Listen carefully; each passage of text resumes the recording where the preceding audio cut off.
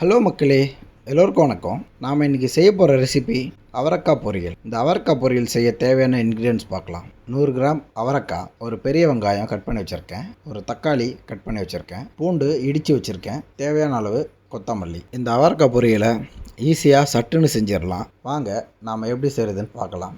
ஸ்டவ்வை பற்ற வச்சு கடாயை வச்சுக்கலாம். கடாயில் 2 டேபிள் ஸ்பூன் அளவு எண்ணெய் ஊற்றிக்கலாம். கடுகு 1 ஸ்பூன் போட்டுக்கலாம், சீரகம் 1 ஸ்பூன் போட்டுக்கலாம், சோம்பு 1 ஸ்பூன் போட்டுக்கலாம், 4 காஞ்ச மிளகா கட் பண்ணி போட்டுக்கலாம், கருவேப்பிலை ஒரு கைப்பிடி அளவு போட்டுக்கலாம். நம்ம தட்டி வச்ச பூண்டை போட்டுக்கலாம். நல்லா பச்சை வாசம் போகிற வரைக்கும் நல்லா வதக்கிக்கலாம். கட் பண்ணி வச்ச ஒரு வெங்காயத்தை போட்டுக்கலாம், அதையும் நல்லா வதக்கிக்கலாம்.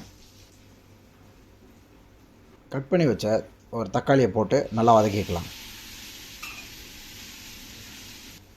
இந்த பொரியலுக்கு தேவையான உப்பு போட்டுக்கலாம்.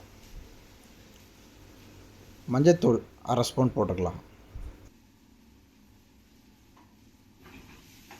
நம்ம கட் பண்ணி வச்ச அவரைக்காவை இதில் ஆட் பண்ணிக்கலாம். ஆட் பண்ணி நல்லா வதக்கிக்கலாம். ரொம்ப பெருசாக போடக்கூடாது, நல்லா நைஸாக கட் பண்ணிக்கணும். நல்லா வதக்கிக்கலாம். கொஞ்சம் போல் கையிலேயே தண்ணியை தெளித்து விட்டுக்கலாம். தண்ணி நிறைய ஊற்றக்கூடாது. இப்போ ஒரு மூடி போட்டு ஒரு 2 மினிட்ஸ் ஹை ஃப்ளேமில் நல்லா வேக வைக்கலாம். 2 நிமிஷம் ஆயிடுச்சு. இப்போ மூடியை திறந்துட்டு 2 ஸ்பூன் மிளகாத்தூளை போட்டுக்கலாம். நாம் ஏன் அப்போவே மிளகாத்தூள் போடலைன்னா மிளகாத்தூள் சீக்கிரமாக கருகிடும், அதனால தான் லாஸ்ட்டாக போடுறேன். லாஸ்ட்டாக போட்டு நல்லா வதக்கிக்கலாம் மிளகாத்தூளை அந்த பொரியல் கூட.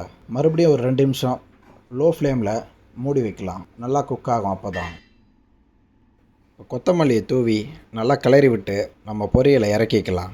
சுவையான அவரைக்காய் பொரியல் தயார். நீங்களும் இந்த மாதிரி அவரைக்காய் பொரியல் உங்கள் வீட்டில் செஞ்சு பாருங்கள். டேஸ்ட் எப்படி இருந்ததுன்னு கமெண்டில் சொல்லுங்கள். நல்லா சாப்பிடுங்க, நல்லதையே சாப்பிடுங்க, என்ஜாய் பண்ணுங்கள். இந்த வீடியோ உங்களுக்கு பிடிச்சிருந்தா என்னோடய சேனலை சப்ஸ்கிரைப் பண்ணுங்கள், லைக் பண்ணுங்கள், ஷேர் பண்ணுங்கள் அண்ட் கமெண்ட் பண்ணுங்கள். மறக்காமல் நோட்டிஃபிகேஷன் பெல் பட்டனை கிளிக் பண்ணுங்கள். அப்போ தான் என்னோடய வீடியோ உங்களுக்கு உடனே வரும். தேங்க்யூ ஃபார் வாட்சிங்.